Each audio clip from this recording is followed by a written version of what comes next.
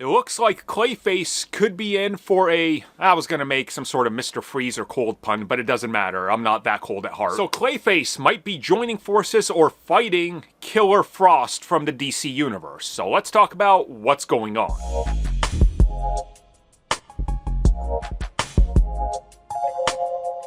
How does DC Studios aim to put butts into seats when it comes to Clayface? Why, of course, adding fan favorite character Killer Frost.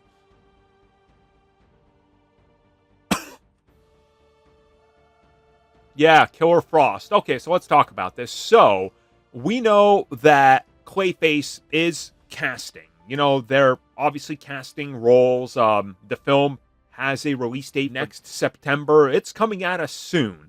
So what's been reported by Daniel RPK is that they are in fact casting Killer Frost. Now this comes by way of them looking for what seems to be a lead female character whose name is Caitlin Bates. Now in DC Comics, there's nobody called Caitlin Bates. This is where Daniel RPK is suggesting that this is in fact Killer Frost, and that maybe what they're doing is pitting these two up against each other because they have crossed paths in the comics before. So this would sort of be maybe a fake name, or they're just casting this character and she's really going to be Killer Frost, Caitlin Snow in the actual thing. But this is just a way to throw scoopers and people looking at casting calls off, which honestly isn't the first time and definitely not the last time it's going to happen. So if this is what they're doing, honestly, fine.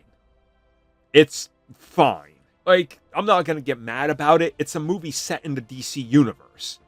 You expect other comic book characters to show up. Even though this is going to be a completely different thing, you still kind of expect it. And I think that you need to toss in familiar characters like this to still make it comic booky.